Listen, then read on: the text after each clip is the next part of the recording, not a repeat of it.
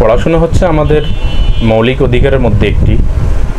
পড়াশোনা আমাদের করতেই হবে, কারণ শিক্ষা না থাকলে সেই জাতি কখনো উন্নতি করতে পারে না। কিন্তু আমরা যেই চিন্তাভাবনা নিয়ে পড়াশোনা করি বা পড়াশোনা করে এসেছি বা যারা করছে, প্রত্যেকেরই উদ্দেশ্য, ম্যাক্সিমাম, আমি সবাইকে বলছি না, ম্যাক্সিমাম সবারই উদ্দেশ্যটা মানে একই রকম কাজ করে, যে জব করব অথবা আমরা কারো কোনো কোম্পানিতে আমরা কোনো একটা কিছু করব। আমি বলছি এই চিন্তাগুলো মাথা থেকে একদম ছেড়ে ফেলে দেন, উদ্যোক্তা হওয়ার চিন্তাভাবনা করুন। এই কথাগুলো আমি আরও অনেক আগেও বলেছি। আর একটা কথা জেনে রাখবেন প্রত্যেকেই, যে আমরা জ্ঞান সবাই ধার করে চলি। আমি আমার নিজের জ্ঞান থেকে কোনো কিছুই বলতে পারছি না, এবং কেউ কারো নিজের জ্ঞান থেকেই কিছুই বলতে পারছে না। সৃষ্টিকর্তা আদম আলাইহিস সালামকে জ্ঞান দিয়েছেন, সেই জ্ঞান এই সারা পৃথিবীতে কিয়ামত পর্যন্ত চলতেই থাকবে। আমি হয়তো কারো কাছে শুনেছি বা কারো বই পড়েছি, আপনি পড়বেন, আপনি জানবেন, এইভাবে আমরা জ্ঞান সবাই ধার করেই চলি। হয়তো অনেকে মনে করবেন কেউ কারো কাছে শুনে, হ্যাঁ অবশ্যই আমরা কেউ শুনে জ্ঞান অর্জন করি, কেউ বই পড়ে জ্ঞান অর্জন করি, কেউ আমরা প্র্যাকটিক্যাল বাস্তবে আমরা জ্ঞান অর্জন করি, বাবা মার কাছ থেকে জ্ঞান অর্জন করি, পাড়া প্রতিবেশীর কাছ থেকে জ্ঞান অর্জন করি। এটাই সত্যি কথা।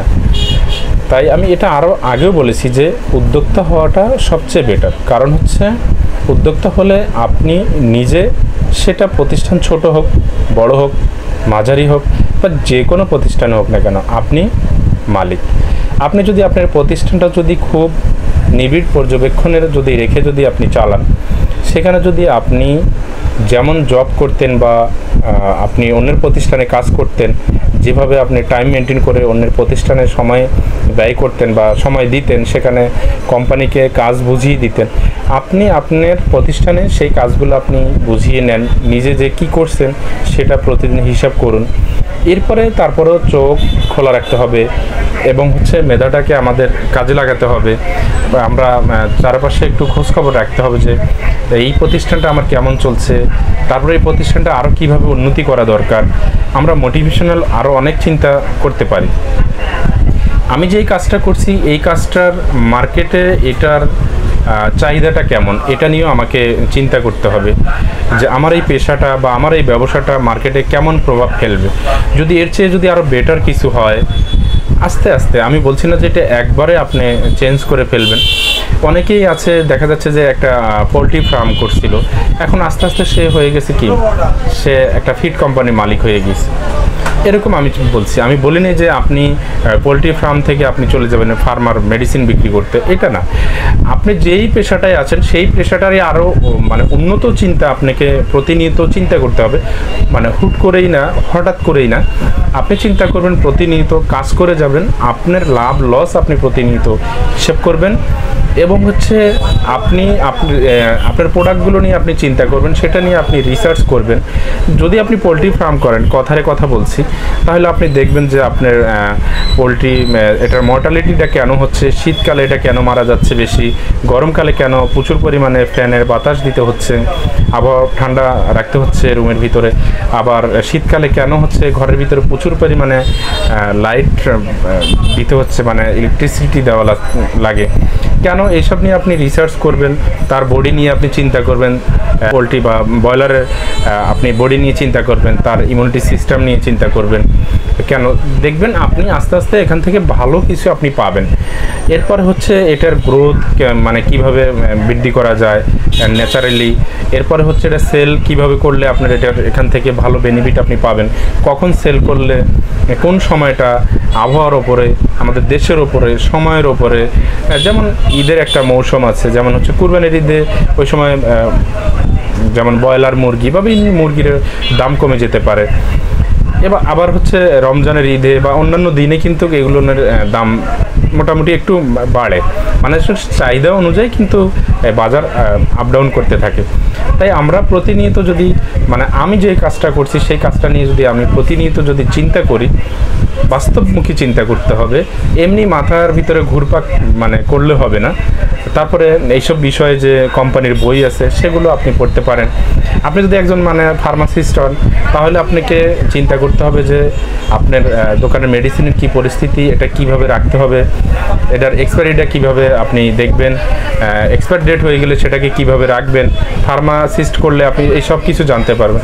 এছাড়া পর্যায়ক্রমে আপনি প্রতিনিয়ত রিসার্চ করতে হবে কোম্পানি কোন কোন মেডিসিনগুলো মার্কেটে আবার আনছে, আপনার দোকানে সেগুলো আছে কি না, আপনি প্রেসক্রিপশন আপনি সলভ করতে পারতেছেন কি না, এই সব কিছু আপনাকে প্রতিনিয়ত যদি আপনি চিন্তা করেন তাহলে আপনার প্রতিষ্ঠান নিয়ে আপনি এগিয়ে যেতে পারবেন।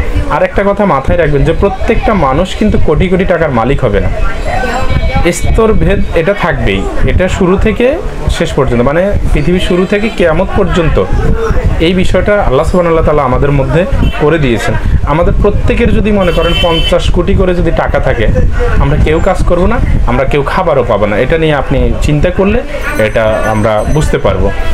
তাই আমরা মানে স্তরভেদ এটা থাকবো, আমরা কেউ হচ্ছে 10,000 টাকার মালিক থাকবো, কেউ 10 লক্ষ টাকার থাকবে, কেউ 1 লক্ষ টাকার মালিক থাকবো, কেউ 100 কোটি টাকার মালিক থাকবে, বিল গেটস হাজার হাজার ডলার কোটি টাকার মালিক, এভাবেই আমরা থাকবো। কিন্তু এখানে যে কথাটা মূল বিষয় সেটা হচ্ছে যে আমার জীবন চলতে আমার যতটুকু চাহিদা, আমার পরিস্থিতি অনুযায়ী ততটুকু যেন আমার কষ্ট না হয়, আর আমার যেটা আছে সেটা নিয়ে যেন আমি মানে সুখে থাকতে পারি, আমি সন্তুষ্ট থাকতে পারি যে আমার চাহিদা মিটে গেছে আলহামদুলিল্লাহ। তাই আমরা প্রতিনিয়ত মানে পজিটিভ চিন্তা করব। চাকরি আমি বলছি না যে চাকরি কেউ করবে না, বিষয়টা এরকম না। চাকরি বুয়েট থেকে একজন ইঞ্জিনিয়ার বের হয়েছে, তারপরে একজন MBBS BCS করা, এরকম কি করবো, এখন দেশের সেবাও তো করতে হবে। সব কিছু মিলিয়ে হচ্ছে যে সবাই করবেন, চাকরি যার দরকার সে করবে। এখন এরপরও আছে যদি চায় যে একজন BCS ক্যাডার, সে BCS এর যোগ্য, সে যদি চায় যে না আমি BCS করব না, আমি জব করব না, আমি উদ্যোক্তা হব, আমি একটা হসপিটাল দিব, আমি একটা ডায়াগনস্টিক সেন্টার দিব, নয়তো আমি একটা ফার্মাসিউটিক্যাল, যদি অ্যাবিলিটি থাকে সেটা ভালো। অন্যের চাকরি চেয়ে নিজের কাছে নিজের প্রতিষ্ঠানে থেকে অন্যকে চাকরি করানো সেটা অনেক বেশি ভালো। তাই আমরা সবসময় পজিটিভ চিন্তা করব, নেগেটিভ চিন্তা থেকে আমরা বের হয়ে আসবো। এর পরবর্তী ভিডিওতে আমরা আলোচনা করব যে আপনি মূলধন আপনি কিভাবে মানে জোগাড় করবেন, মানে আপনার যে মূলধন আপনি কোথা থেকে আপনি হচ্ছে ক্যাশটা আপনি খাটাবেন, এই ক্যাশ আপনার এই টাকাটার উৎস কোথা থেকে আপনি পাবেন। হয়তো অনেকেই প্রশ্ন করবেন যে আমার তো হাতে কোনো টাকা নেই। তো এই পরের ভিডিওতে আমি আপনাদের সাথে আলোচনা করব যে কিভাবে আপনার এই মূলধন মানে আপনার টাকা হাতে আপনি পেতে পারেন, কোন কোন অপশন থেকে বা কি কি বুদ্ধি খাটালে, কোন কোন চিন্তা করলে আপনি আপনার হাতে এর মানে ব্যালেন্স আসবে, সেটা নিয়ে আলোচনা করব ইনশাআল্লাহ।